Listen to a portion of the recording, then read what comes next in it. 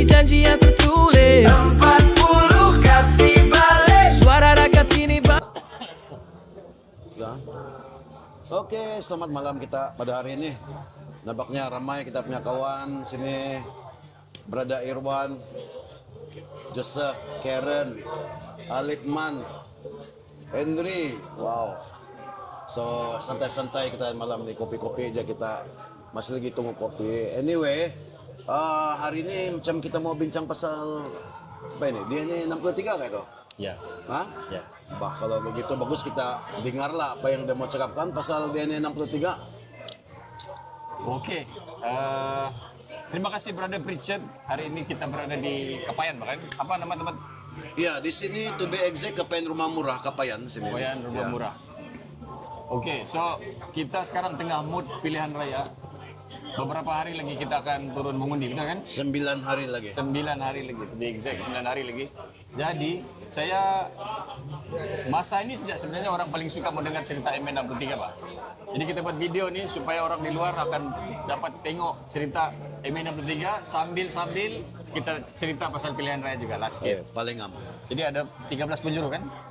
Di Kapayan ini antara yang paling banyak, 13. 13. Dan salah satu orang ada di sini di malam? Ada dia. Oke, nanti Ya, kita ada kasih kenal kita punya penonton. Yes. Jadi sebelum tu, saya mau ambil peluang ni lah. Sekarang orang tengah cerita pasal 40%, kan? So di Telupit kita sudah buat video yang cerita pasal 20 perkara tu bukan MN63. So itu adalah topik yang masyarakat KDM paling close to heart, Pak. Jadi bila saya pilih itu supaya orang KDM di Telupit, KDM di Ranau, KDM di mana lagi, di Beluran. As long as KDM dia memang dekat ini 20 perkara sama MN63 tu, that's why kita pilih itu topik. Tapi di Kepayan ni sebahagian besar masyarakatnya adalah mix, bahkan Mix, separuh-separuh. Dalam 45% KDM, dalam 42-43% Chinese ini.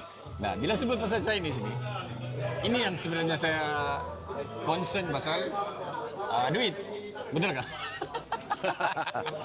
Nah, jadi cerita pasal duit ini, memang orang di sini interested mau tahu pasal itu 40%. Ya, betul. So, di saat orang kita dengar sudah di PMX cakap pasal 17 bilion bagi sama Sabah, 10 bilion sejak Sabah bagi sama federal. Jadi kita nak mau, saya mungkin dalam sesi ini saya nak mau sentuh yang itu.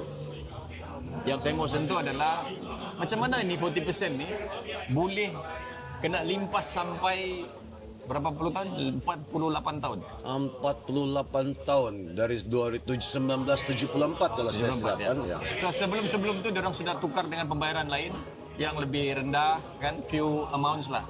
Jadi benda ni sudah berlaku, sebenarnya sudah ada dalam perlembagaan sejak tahun 63 benar. Jadi sejarah dia, ini bukan mengajar lah, tapi orang Sabah kita sebenarnya sudah terlepas pandang berkenaan dengan ada proses yang menjadikan ini 40% ni duduk dalam perlembagaan. Bila dia duduk dalam perlembagaan, isu dia yang orang terlupa cerita pasal MN63 ni, apa kaitan sama MN63? Sebenarnya adalah sejarah dia, Pak. Macam mana dia boleh ada di situ? So kalau di Telupit, saya kongsi sama kawan-kawan tentang perjanjian rahsia. Okay? Perjanjian rahsia. Itu saya sudah kongsi sama kawan-kawan di Telupit. So malam ni, itu perjanjian rahsia tu sebenarnya dia berlanjutan sampai ke 40% tu macam mana dia boleh masuk dalam perlembagaan. So ini yang sebenarnya yang orang kita tak tahu. Kecuali apabila benda tu mula sudah orang cakap. Aktivis cakap. Lepas tu ada orang berada pakai topi merah tanya PMX di Gaya Street. Bila kena tanya, reporter dia bikin besar tu adalah cara PMX respon. Betul. Sudah bayar mah. Bila jawapan tu menyebabkan orang semua interested mau tahu kan. So sebenarnya benda tu sudah duduk dia sebelum pembentukan Malaysia. Kerajaan Persekutuan Tanah Melayu sudah bersetuju ini akan masuk dalam perlembagaan. So inilah sebenarnya yang orang kita tidak tahu. Macam mana dia wujud tu? kesinambungan daripada perjanjian rahsia tuh tahun 62, rahsia kan? Rupa-rupanya ada 1 minit mesyuarat di dalam IGC. Itu minit mesyuarat nih ada di dalam National Archive London. Minit mesyuarat. Nah, kalau kawan-kawan saya Muslim lah, Muslim ni dia faham perkataan asbabun nuzul. Mungkin kamu orang tak perlu lah ni asbabun nuzul kan. Kau tak faham ni. Tapi kalau kawan-kawan saya Muslim, saya cakap asbabun nuzul, dia akan oh, maksudnya sebab untuk ayat turun. Jadi kalau saya cerita sama kawan-kawan saya Muslim, saya beritahu sebab itu barang dalam perlembagaan. Macam mana kau mau tahu dia? Dia datang daripada minit mesyuarat. Ini minit mesyuarat. Kau sudah minit dulu, kau sudah setuju dulu, baru dia jadi perlembagaan. So baru kau bawa dia jadi RUU, lepas tu kau sudah setuju, UK pun setuju, kau pun semua sudah setuju. Bukan 1 kali, bukan 2 kali, bukan 3 kali sign. Sampai kau sendiri luluskan di parlimen. Itu hasil daripada perundingan masa sebelum pembentukan Malaysia. Itu yang tebal buku biru tu. Yang tebal-tebal tu, yang Annex A tu, yang separuh kena hantar pergi United Nations, separuh file tu ada di Jabatan Percetakan Kerajaan Sabah. So separuh lagi dia sudah jadi akta, duduk di dalam Parlimen Melaya. So ini akta Malaysia, sebenarnya permulaan dia jadi undang-undang di Malaysia melalui Parlimen Melaya. Kenapa saya bercakap ni? Tiada ahli Parlimen Sabah pada masa ini diluluskan. Kenapa kita mau kasih tahu ni? Mau kasih tahu, kamu sendiri yang kasih masuk. Ini. So happen to be, bila saya tulis buku saya yang pertama pada tahun 2023 tu, baru saya realize, saya terjumpa maklumat Pak. Rupa-rupanya ini perlembagaan yang diorang kasih lulus tahun 63 ni, diorang tidak cetak. Bila dia tidak cetak, maksudnya kita punya pemimpin Sabah pun tiada kopi, pemimpin Sarawak pun tiada kopi, pemimpin Melaya pun tiada tu kopi. Sebab Hansat menyatakan tahun 68 ada satu menteri beritahu dia orang baru mau usul untuk cetak ini perlembagaan, sebab dia orang cakap tahun 68 dia orang masih pakai ini perlembagaan tahun 35. Ini Hansat Melaya. So sebenarnya siapa yang tahu ini 40% ada dalam perlembagaan? Tiada orang lain kecuali top leadership Melaya pada masa itu, of course Perdana Menteri, timbalan Perdana Menteri yang ikut perjanjian ini di London. So walaupun Tun Fuad adalah orang yang membawakan ini 40% dalam mesyuarat IGC, tetapi saya percaya dia pun tak nampak itu barang sebagai perlembagaan di dalam tu. So happen to be, ini adalah perkara yang orang Sabah kena tahu. Ini 40% bukan baru, sudah masuk dalam perlembagaan kita dan dibawa di parlimen oleh Tun Razak sendiri. Jadi barang sudah masuk. Dan cerita dia tahun 69 darurat. Kita tahu juga tahun 70 warta pertama dikeluarkan membatalkan pembayaran tu. So selepas tu saya percaya orang sibuk berpolitik lah. Perlembagaan ni macam tiada sudah. Saya rasa lah bila saya tengok tu kan. Sebab sekarang apabila mahkamah menyatakan SLS lah, terima kasih kepada SLS. SLS, terima kasih. Kita thank you SLS. Okay. The effort memberi ruang kepada rakyat Sabah tahu, rakyat Malaysia tahu 40% adalah hak Sabah.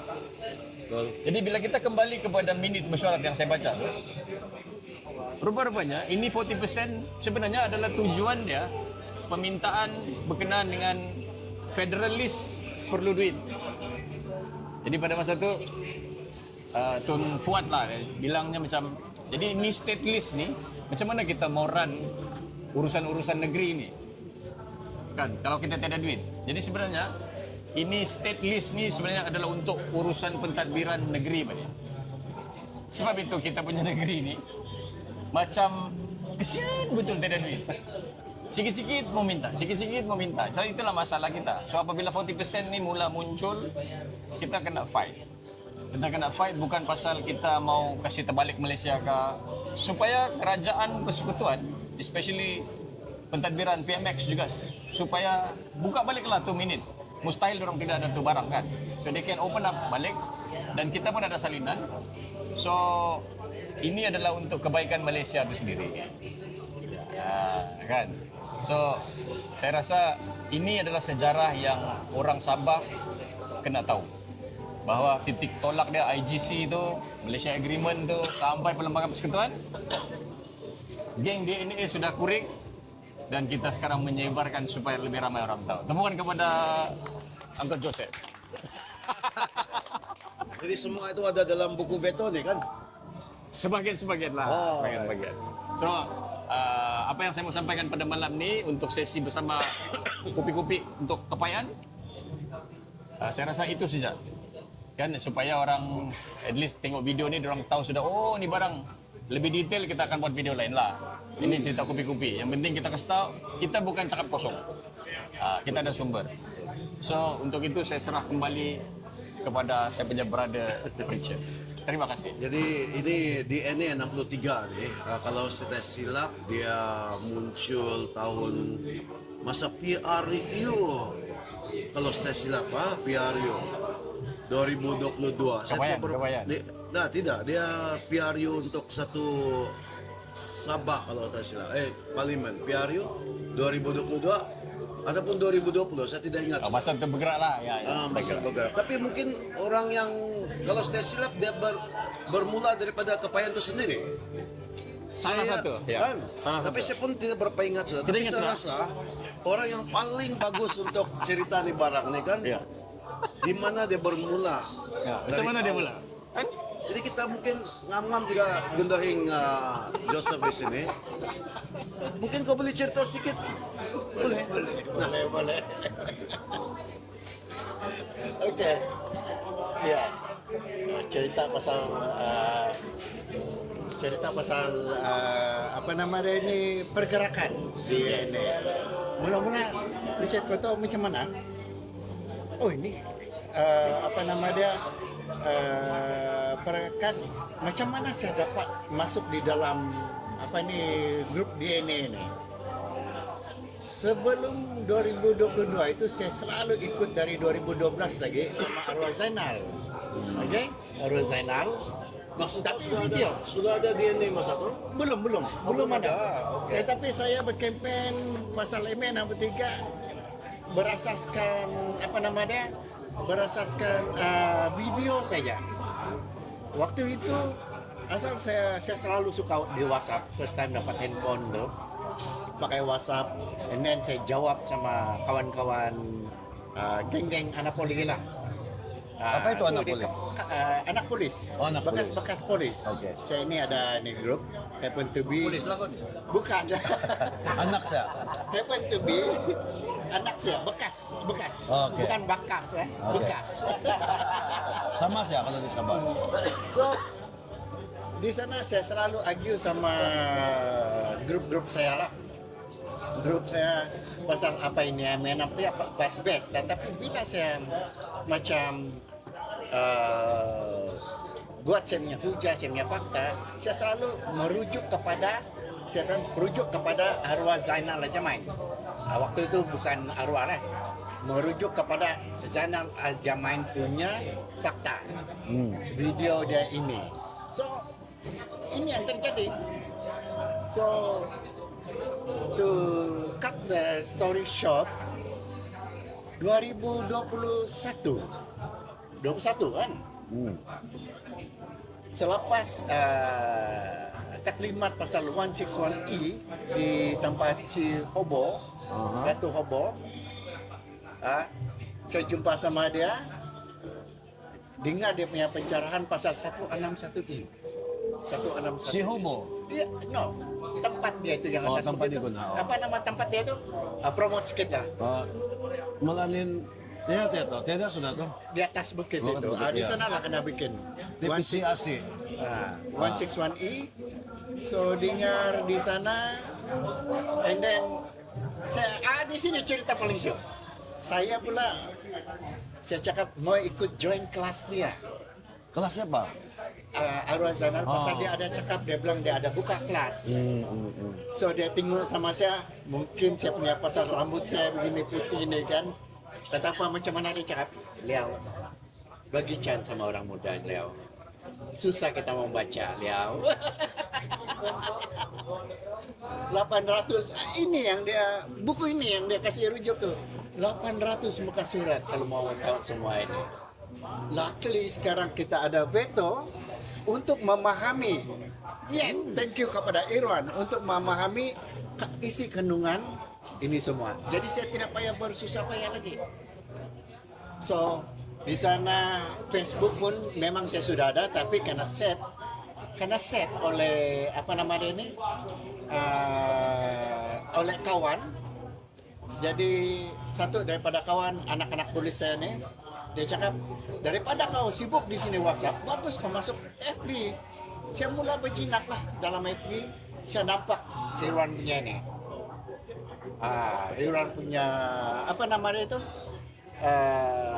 Advert. Dia cakap, siapa mau belajar, siapa mau ikut kelas MN63.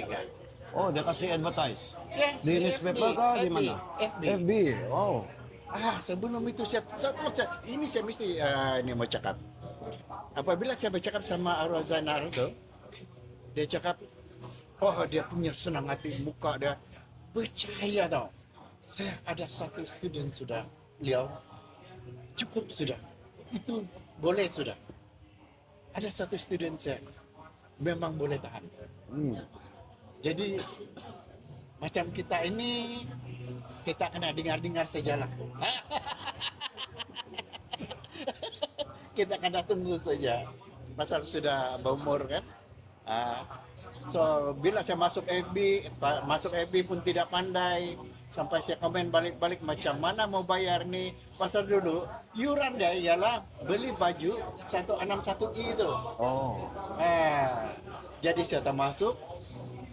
Sampai Irwan sendiri datang di rumah saya. Macam beginilah. Waktu hari itu hari 5 saya ingat lagi ada kelas. Jam berapa itu? Jam 7 lebih gitu. Malam. Oh. Datang dorang dari Kinarut kan? Mana itu coach? Dari Papar ya, macam begitu. Area sebelah bawah. Dorang datang di rumah, dan straight away ada meeting lah. Di sini lah mula saya ikut pergi mana-mana jelajah, pergi kasih explain orang. Tahun berapa itu? Walaupun apa namanya tahun 2021. 2021. Jadi dari sinilah, di sini sebelum itu, selepas itu jelajah semua tempat di bagian Beaufort, Kinarut, Membakut, sampai di rumah start di Kapayan.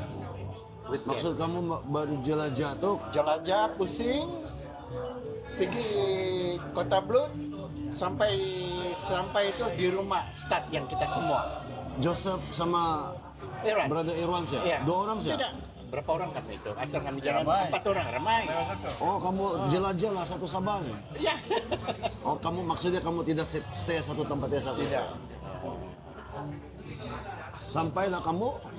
Sampai di Kapayan, habis sudah selesai kami punya perjalanan. Di sana saya merancang di Kapayan. Luckily, jumpa Brother Preacher. Dia setuju. Saya call pertama, call kedua, tapi last dia setuju. Dia bawa dia punya kawan-kawan. Di sana bermula, dia ini 63 Kapayan. Wih, dalam sejarah juga. Alamak. Remember, oh saya punya senang hati. Tanya si coach. First time sedih, tapi apabila disambut, tempat saya malu lah. Kenapa orang tidak mau tahu MN63 nih? Oke juga. So sampai itu kan, sekali dia bawa semua geng-geng. Penuh kan rumah? Penuh, gila saya. Saya tidak ingat loh betul-betul. Iya. Kau tidak ingat? Saya tidak ingat, tapi saya syukur sama dalam sejarah kamu.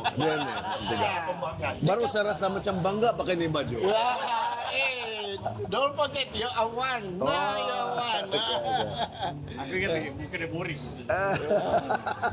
Boring macam aku nak tahu dia Blur saya tu, blur.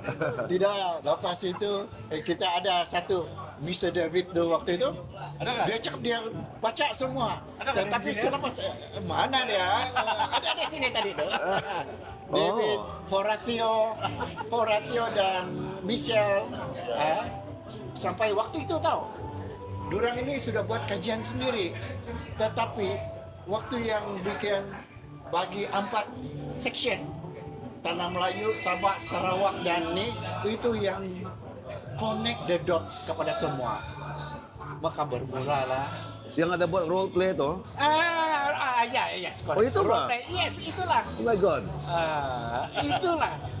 Macam baru kemarin Tanya. saya ingat. Betul. Pemahaman dan Iya. ini. Iya, betul. Yes, correct. And then David mention kan, dia cakap, saya baca, saya ada dokumen, but only after that baru dia dapat connect how ini pembentukan Malaysia. Saya punya senang hati. And then jadi DNA 63 hidup start pusing semua. Maka itu saya cerita. Oh. Alright. Thank you, Brother Joseph. Saya pun tidak tahu. Saya sebenarnya salah satu daripada dia punya pemangkin lah saya panggil lah. Alright, I think wow. So maksudnya sekarang nih hasil daripada yang tahun 2022 itu kan, 2021. Itulah titik permulaannya di mana DNA 63 mulai mengembangkan dorang punya spread the good news. Bagi saya cara cakap lah to the everyone in Sabah. Kan sebab saya masih ingat lagi tahun 2022 selepas election tu, saya ada David. Mana si David tu? Saya ada jumpa dia bagi kenal saya sama dengan si Alipman si Nene. Kan? Jadi masa itu kami first time saya jumpa ni 2022 kalau saya silap. Alipman, ingat tak? Di Country Heights. Kita minum sama si David kan. Jadi semua orang cakap pasal 63, dia 63. I was macam saya teruja dengan cara Brother Irwan dan Joseph dan rakan-rakan macam mana orang approach. Sebab saya ada ikut juga ZE Arwah. Tapi saya dah cakap sama David masa itu, saya bilang kita perlu seorang yang berbangsa Cina untuk spread this news dalam bahasa Cina. Yes. That was Jadi penceramah Cina. That was 3 years ago. Penceramah So Cina. akhirnya kau jadi sekarang nih kan penceramah dalam Chinese. Yes. Oh, that's good. Yeah. Tanya. Okay, Brother Irwan. Saya sebenarnya bila cakap pasal sejarah tu, saya tak boleh lupa muka Pritchard sebenarnya. Masa that session tu, dia salah seorang yang tanya soalan yang muka dia memang macam aku tahu sudah ni. Aku tahu ni MN63 ni. Saya rasa saya blur tu. Saya memang tidak tahu tu. Tapi that session last for daripada pukul 8 kita habis pukul 12 malam kan? It was so long dan aku surprise tiada satu orang pun balik. Oh ya. Betul. That's the moment. Betul. Cuma ini malam kita ada good news lah. Oh. Kan? Kita ada good news. Yang saya rasa Kepayan ada tim DNA 63. Oh. Okay. Tetapi ada 13 penjuru. Kan? Maksud kau pilihan raya ni? Pilihan raya ni 13 penjuru kan? penjuru, ya. Dalam 13 penjuru ni ada satu saja yang ada ini tim di belakang dia. Yes. Kan? Memang. Jadi kita bagilah mic ni sama dia. Bagi sama dia. Sekarang kita tanya dia, betulkah dia boleh jadi YB? Baik. Dari kamu saja. Ini sembang-sembang beka ada kumpul ini. Ya. Iya. Kita serah kepada kita punya calon. Thank you. Ini macam bunga nih. Hi, I'm Chin Tek Ming. Oke, soalan. Oke. Beginilah, saya sebenarnya banyak soalan. Kalau dari saya nih banyak betul 101 soalan. Tapi tidak fair lah. Oh mungkin Ya, soalan saya satu saja sebelum kita bagi kawan-kawan kita saja. Apa ini tanya soalan?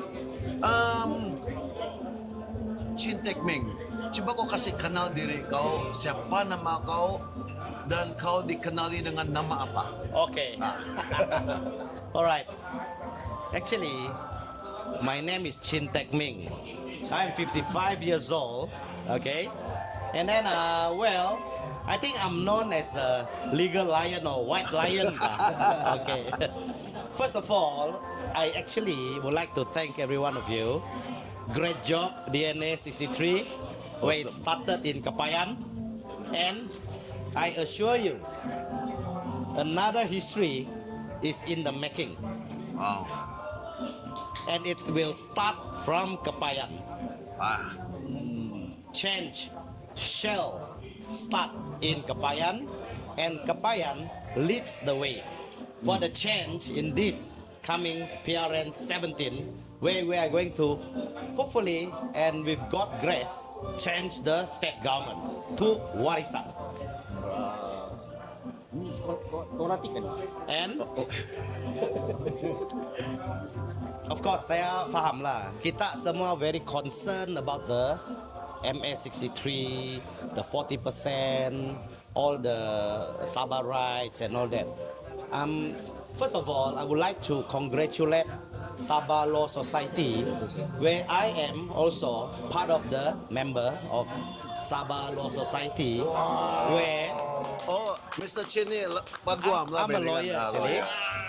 So when they table the motion to go for it, we support the motion. We supported it. All right. Unlike other lawyer, prominent lawyer say SLS is busybody. We are not. Siapa itu? We are doing it for Sabah. Some person, you guys know, right? Just check the history of the news. You guys know. Oh, is it aspirasi kah? Aspirasi. Oh, aspirasi. It is definitely not aspirasi. It is written black and white in the federal constitution under the schedule, Betul betul. right? Betul betul. So, congratulations SLS.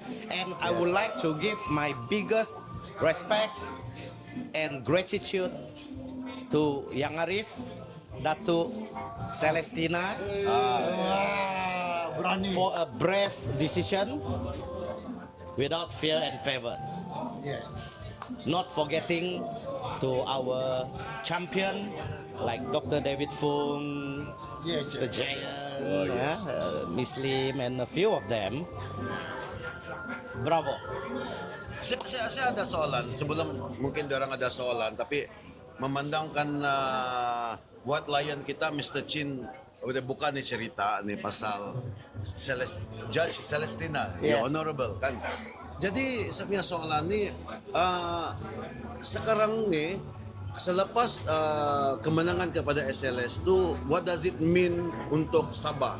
Dia kalau setiap silap saya ada 3 order dia bagi itu kan. Yes. Actually, there are 3 orders. First is the abolition of the review order, and then you must sit down and within 90 days and 180 days do the revision and sort out the formulas and all that lah. But there are 2 things actually in legal process. And firstly, thanks to SLS, we already got a judgment, penghakiman. Okay, so when you have penghakiman, the next step is how you enforce the penghakiman. That is what we call enforcement process. That will be second step, you know. All right, I give you an example. When a person kalah case lah, dia punya utang lah 100,000 and above, then you got a judgment 100,000.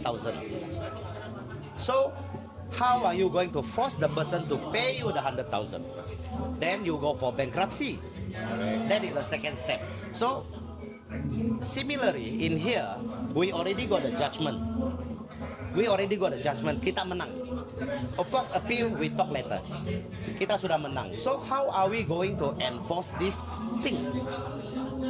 We should force the federal government to follow the court order, right? So that will be the second step, and you need a person with guts Betul. and brave Betul. to talk to the federal. Okay?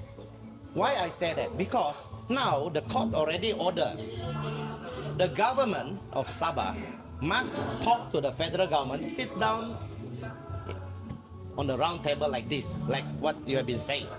Sit down like this and come, bro. This is our portion. How are you going to pay? You know, follow the procedure. The process is already in the 112 D&E. We just follow the one. We don't have to create other thing. Okay, you know, just follow what already written in black and white in the federal constitution. We don't want more, we don't want less. Just follow what has been agreed upon and what has been written down. Itu saja yang kita mau. Now, if you ask me, who can do this? PMX is there. Who will be representing Sabah? I mind you, Dato' Haji G, our caretaker chief minister, was the one who signed the Warta. Warta 2022. Correct. So that is the Warta that has been declared null and void by the court. Yes. So do you trust this guy to champion for your rights again for Sabah? Of course not. After, kalau saya selepas 3 kali dia sign Warta. Correct. Kan? 3 kali. I don't want to Tiga talk kali. too bad on him, but Okay. he said Well, 3 that's- times. Okay. Begitulah itu. So now you put another person who can do that for you. Let me tell you, Safi Abdal. All right, give him the mandate. When he's the chief minister, he can then sit down with PMX and say, "My brother, we are friends for so long, and we are in unity government also. But state don't kacau lah. Let's sort it out. I don't want more. I don't want less. This is what I want. You know why? Because my rakyat are suffering. The tiga serangkai, we need money. The health, the education, the native court, the native land. There are so many things that we need. The hospital. Where is the IJN that has been promised? Oh, yes. 80 million Betul. or 800 million? I can't remember, but I know it's at least 80 million. Queen Elizabeth Hospital too. I don't see anything there. Right? If you promise, do it. If you don't do it, you are misleading us. You are taking us for a ride. Don't do it again. We Sabahan is not that easy to be fooled around. We know our rights. So, Mr. Chin, kalau saya pun setuju juga bahwa Dato' Sri lah orang yang paling ngam lah untuk bawa Sabah untuk berbincang dengan federal ini.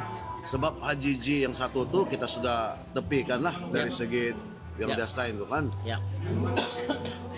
Yang satu lagi tuh ada juga nih satu mungkin bakal calon dia cakap MS63 ini tidak relevan sudah lah.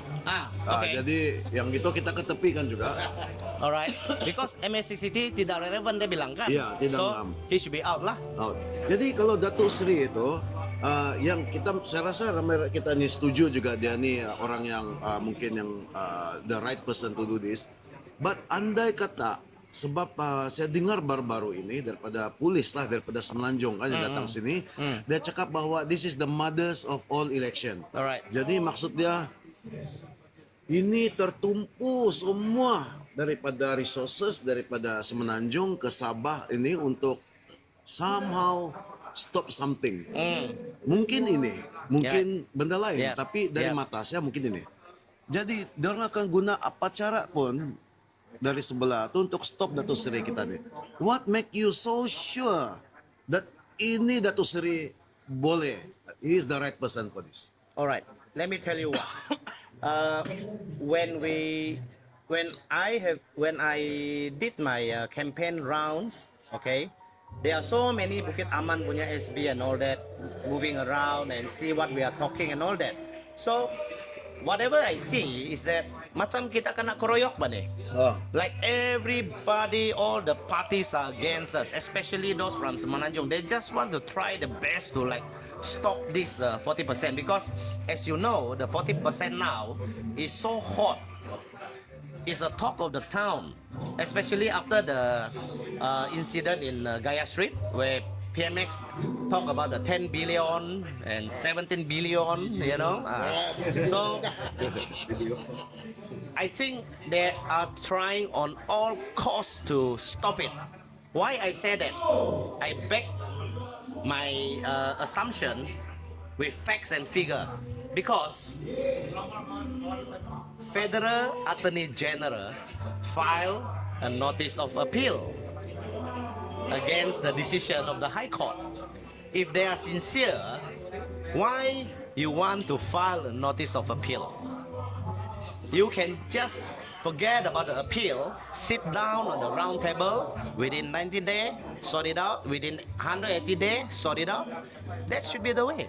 The moment they file the notice of appeal, I know something is wrong because they want to go on all costs. Dia orang mau stop saja ba ni? Dia orang main buyuk sudah ni, kau tahu? Main buyuk. Kita mau lagi kah bubut apa yang kita mau punya barang? Kita tidak mau sudah. Kita mau sekarang kasih balik, kembalikan, restore our rights. That's what we want. So that is what I'm thinking, and I think my assumption is right because I got the facts and figure to support it with the notice of appeal. So maksudnya Chin, Datuk Seri ini adalah seorang bakal Kota Menteri yang kita harus bagi mandat yang cukup besar lah Cukup besar. daripada rakyat Sabah lah Betul. untuk bawa kita untuk berbincang, sit in the table with federal. Betul. Okay. Alright, Ngam. And Ini, at the same time, I do believe that we all know about Datuk Sri Safi. He has been very consistent in fighting for this MS63. He brought it up in the parliament, he brought it up in the Dun, and then he has been talking about it, and he even shows us the formula and what he wants to do with the 40%. So I think he's the right person. I want everyone to give a mandate, a strong mandate, to show, kasih tunjuk yang seberang sana yang mau stop kita dapat balik kita punya 40%. Stop dorong, kasih tahu dorong jangan main-main sama orang Sabah lagi. Kita sudah tunggu 62 tahun. We do not have another 62 years to wait. But if you want me to give you 2.6 days, I am okay. Sit down and talk. 53 kursi.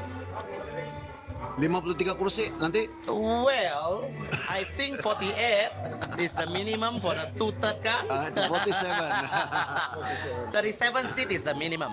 Oke, mantap Pak Chin. Memandangkan ada juga ini soalan yang tadi memang cukup cantik. Mungkin ada yang mau tanya-tanya pasal localized issue. Okay, of So, course. ada orang Kapayan ba sini ni kan? Ada. Siapa dulu mau start? Mana Karen? tu? Karen. Oke, Karen. Alright. Hi Tuan Chin, actually Call me Chin. okay, Chin formal tidak formal lah. Chin, saya mau tanya bang, because kita tahu lah yang your expertise ni kan is too technical, bah kita cakap MS63 is too technical for normal people. Diorang kena minat barang ni actually. Okay. And then macam contoh, I was hearing a live. Kau bayangkan this person is very intellectual, tapi dia tidak faham pasal MA63, dia discredit it. And what Okay. apa dia orang cakap, apa yang warisan buat kementerian tu buat apa, dia bilang. Kami pun yang tahu pasal MA63 pun yang macam mana kau boleh cakap begitu, because dia ada kepentingan, betul ke tidak? So that's why at the end of the day, saya sebagai perempuan lah, because we perempuan ni kebanyakan kami tidak tahu technical, betul ke tidak? We are very simple. Our task, daily task ni dia sangat simple lah. We just want to tukar diaper, pergi kerja, you know. Okay. Kalau kami pak pun yang lurus tu saja tahu, yang susah kami tidak mau. Some. Okay. Tapi actually some girls are expert juga. Yes. But you see, the problem is kami nampak, it's diorang sudah tidak masa untuk tahu mendalam tentang MS63 this ya. So that's why we look into your service. One thing that yang saya betul-betul minat pasal Tuan Chin punya kerja, you are actually one of the campaigner yang saya betul-betul like look up to because saya nampak kau punya usaha untuk service the rakyat. I tell you why, is because you offer medical checkup, alternative medicine. I saw you giving legal advice for people. Ini jarang orang buat tau. You agree? So I was so proud because tidak orang fikir begitu. Macam lawyers kebanyakan sudah mau jadi yang siapa di politics like you just sokong saya. I'm not gonna service the rakyat. But Tuan Chin did so much different from compared the normal one and I was like really proud. So now my question is because saya sebagai mama ni kan, saya dibesarkan di Kepayan. Dulu tu Cyber City tu tak sawah padi bang. So saya tahu perbezaan Kepayan tu dari saya hidup kampung sawah padi yang jalan lintas ni tidak wujud. But I saw a issue pasal kemudahan awam ni and saya nampak because of the rising costs semua kan, anak muda kita like my own son, saya suruh dia pergi naik bus, dia bilang mami saya pun boleh buat macam kau tapi saya terdiam. Alamak, macam mana ni barang because there's no convenience of bus stop atau affordable bus tau and mungkin tidak selamat. It's very dangerous because jejantas pun tiada and I see this is a Kepayan issue. So apa pandangan Tuan Chin about this? Alright. Well, actually, Karen, thanks for your question. That's a very valid question. Let me recall back the history. You know, when I was 13 years old, that was in 1983, I stay in Kobusak. Kampung Kobusak. Okay. When you say ini tiada jalan raya, I know. Okay? Itu church RC pun belum ada lagi. So, I was there for a few years because my godfather house is there. So, I know what the problem there. I use bus to school also because I use the school bus to school in Likas, the Daya Villa.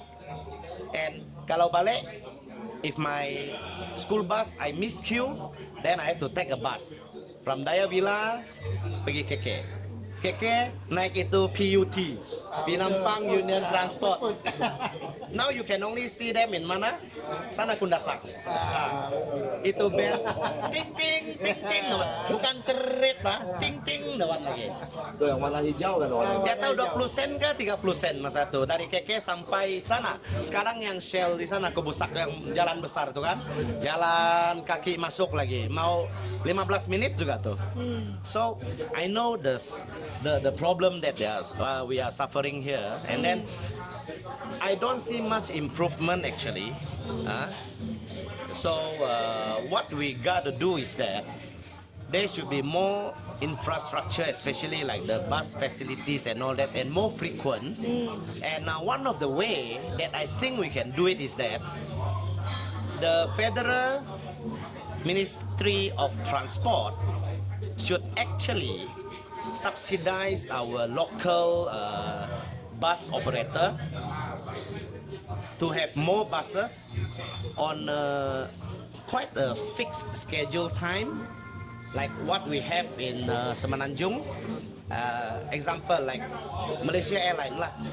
You got passenger, no passenger, you fly saja because you have to. So I don't see this thing in Sabah actually, not much. So we should have that type of thing because I mind you, public utility in the entire world is not to make money. It's a welfare, is benefits for the rakyat. Okay? Betul. Don't forget, we are paying taxes. We should get some benefits and welfare from the government. Okay? Beside that, the moment we get back our 40%, I am pretty sure the state government will think of something on that. Maybe what we can do is that we should have a better transport system where everything should be synchronized between the Federal Ministry of Transport and our state that we can synchronize and make sure the operator can cari makan, the rakyat benefits from the services. It's a win-win situation. And of course, safety is the most important thing because we know a lot of school children, people who cannot afford kereta, because not everyone boleh beli kereta, Pak. Sekarang cost of living naik lagi. And what we can do is that when we have a reasonable fare or monthly fare for the student car, pupil car, the old age maybe above 55, 60, free, then it will benefit the rakyat, you see. Yeah, come back to that. There is this bus.my. Looks like I'm sorry to say lah, this DAP punya chief I think Anthony Locke. He's the Minister of Transport. I think they are working together with DAP Sabah, Datuk Jinjapung. Oh, okay. And also Vivian Wong. I think Vivian Wong is the LPKP chairman. They initiated the bus.my. So-called bus.my is something like, I think they already implemented in Semenanjung lah, like the all age free car or something, half price car, student and all that. That's a good thing. It's a good thing. It's a good service for the rakyat because it's aircon. I don't know whether got Wi-Fi or not lah. Hopefully got, but it's good. It's good.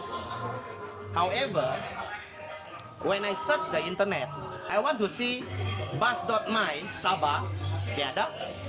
Bus.my Johor, bus.my Selangor, Penang, semua ada. So I was wondering, are they ready for the service? Are they ready? Because I only see 3 buses, but they make it like when they launch the thing, like the whole Sabah ada sudah. 3 lah yang I know. 3. So, my friend, be sincere. When you want to implement something that you can do.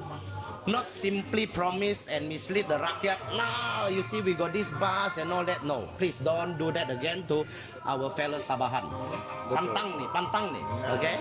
So, besides searching the net on what is bus.my, I do encounter some of the operator lah. Our local operator, ini local nih, semua IC12 nih, where they cannot renew their permit for the buses. I mind you, there are 1,400 members. 1,400 members, how many household affected? The permit tak boleh renew. Kalau mau renew pun, the list of the checklist is as long as like from KK to KL dia punya list. Anthony Look, Ginger, Vivian, what you guys trying to do? Are you killing our local operator? Betul. Do you want the family got no food? Do you want the operator cannot bear the hospital fee for the parents to go to the hospital? Don't do that. So what we are saying is that the buses services is necessity. Yes. When you see the whole world, the big city, the buses service is a vital service. People do not drive car in overseas. I mean the developed country. People take buses. People use LRT, MRT. I mean, we may not be that stage yet, but I do believe we can be there eventually. But let's start off with the bus service. Okay, fantastic. We have another 10 minutes to go actually kan. So, saya conclude sikit apa yang Chin cakap tadi, which is very interesting. Number 1 is about the transportation di Penampang ini. Sebab pengalaman kita masa kita kecil tinggal di Penampang ini, so a good public transportation is very important. So that is basically policy making, something that we've been missing all this while under the current ataupun the previous administration ataupun YB lah, which is very important. So I'm sure this is not only the only policy that you're trying to implement di Sabah, and especially in Kapayan, but I'm sure there are more policy that we can discuss in the future. Yes. And the other thing, I realized that you are also very concerned about the welfare of our other, apa kita panggil ni, businessmen. Yeah, they call it the other drivers. Because I think what you're trying to say is that if you can't do it, then please don't overpromise something that you cannot do it. In this case, kau bilang ada the whole Sabah padahal ada 3 saja di KK. Alright, so yeah. So I think we have another, that is very good, Chin. I think we're gonna give, bagi satu lagi soalan mungkin di antara Henry ataupun Aliman, satu soalan untuk saudara Chin. So dia ada 5 minit also, but ya 10 minutes soalan. Oke. Mr. Chin, sini ada sedikit. Saya rasa bukan saya yang mau tahu lah. Saya rasa bukan juga penduduk Kepayan yang mau tahu juga lah. Saya rasa seluruh Sabah Raja pun ingin mau tahu ini akan yang warisan yang akan datang. Apa macam mana cara kamu mau kasih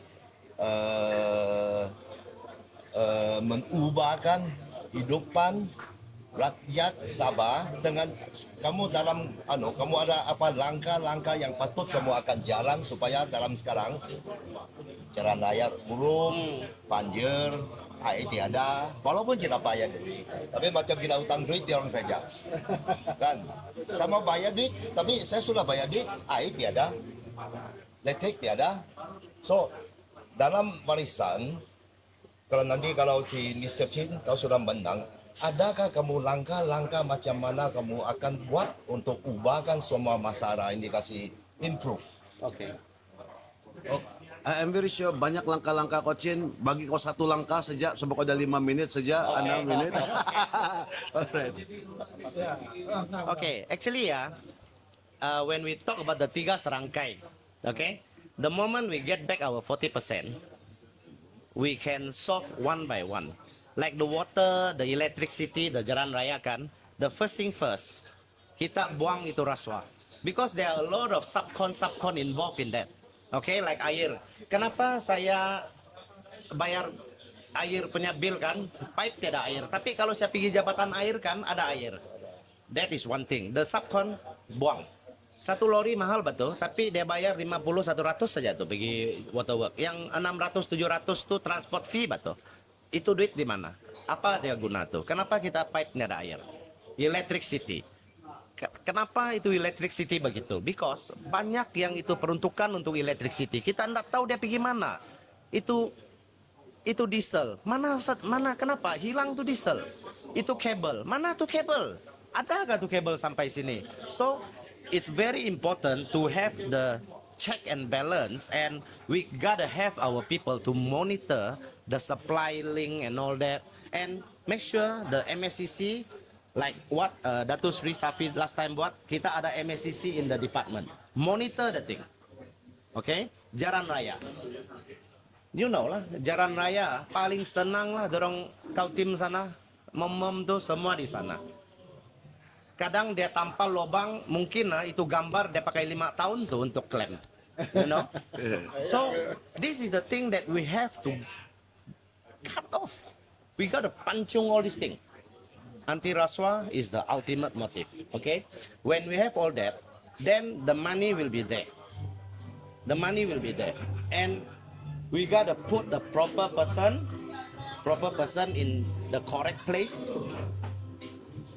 Clean and with dignity, and all they have in mind is I just want to do my service for the rakyat, for the next berapa generasi, you know. So with 1, 2, 3 will be solved. Besides them, let me tell you, the health ministry, the education, the native court, like just now I say, and as a lawyer I want to do more. Strata title, native land, okay, and there are a lot of bylaw that need to be revamped. You just cannot make the law stagnant. We got to have more. We got to improve with time. Like now, the social media. There are so many law about social media and all that, but there are still a lot of lobang-lobang. We got to cover all that. And of course, when we talk about the bylaw for the, what you call that, this Majlis or DBKK and all that, there are still a lot of things that we got to improve, you know, we got to improve. And I mean, I'm a lawyer. For policy and on the legal advice or legal opinion, I think I have the ability and I'm capable to deliver that. Alright, fantastic. Itu dia. So, memandangkan kita ada 5 menit lagi. Ada yang kita round table, orang bilang? Ya, kita Rowan? round table. Actually, saya kan bila saya dengar lawyer bisa kapan, saya teringat sebelum saya paham ini M63 kan, saya anggap saya berak kamu sejatuh. Serius. Macam saya lah, tuan. Sebab ini barang high level punya discussion, Pak. So, before saya M63 kan, saya tengok ini banyak orang cakap macam ni. Tadi kan kita macam diorang sih tu paham tu. So thank God kepada ini M63 punya journey.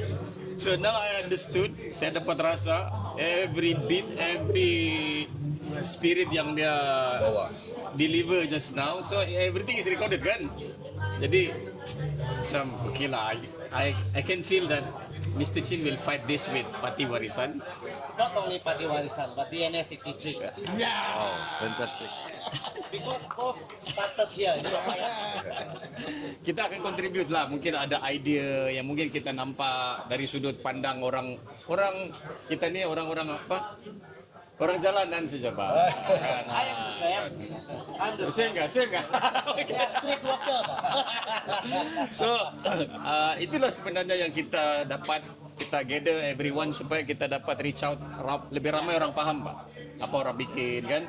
So, hopefully this video akan reach out ramai orang di luar sana. Sebenarnya PRN 17 ni mungkin kepada yang baru mau berkenalan kamu punya calon, ini video mungkin jadi reference untuk tengok apa dia punya misi visi. So mungkin kita bagi ruang kepada kawan-kawan yang lain untuk cakap Kita tinggal berapa minit lagi? Oh, sebenarnya kita tinggal 3 menit lagi. So mungkin kita tidak sudah ruang untuk ni. Jadi saya mau Silakan. Saya mau ucapkan ribuan terima kasih kepada semua yang sudi bersantai-santai, berkopi-kopi di Tua. Tengok ni, kedai kopi Tua Boy Seng. Ini adalah di Orang Kapayan, Mbak. Kapayan rumah murah ini.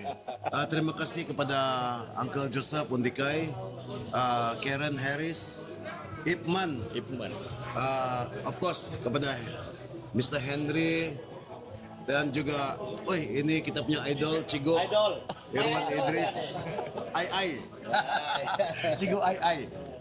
But of course, pada hari ini we are very proud and happy to have kita punya calon nomor 11 sebenarnya daripada Parti Warisan yang akan bertanding di N25 Kapayan. Dia bukan saja bagi tahu sama kita bahwa dia ni dari segi servis seperti apa yang Karen cakap dia boleh buat, tetapi sebagai seorang ahli politik yang betul sebab dia juga lebih arif dalam pembentukan polisi dan dia punya keprihatinan dia kepada rakyat secara keseluruhannya. This is what we have been missing in not only in Kapayan but the whole Sabah. But hopefully with what you have shown, macam kita cakap tadi, kita start from Kapayan, the change start from Kapayan. So oleh itu mungkin kita tengok di sana kita ucap 40. Besok 40. Yang ini kita mau panggil ni satu sebab dia yang paling champion ke 40 apa? Mari na. Kita kasih habis dengan Uncle Joseph. 1, 2. Kita akan mulakan dengan 40. Kasih balik. Oke, baik. Apa yang saya pegang ni? Mangga. Habis. Oke, good one. 40 kasih balik. Bukan sedekah tapi janji yang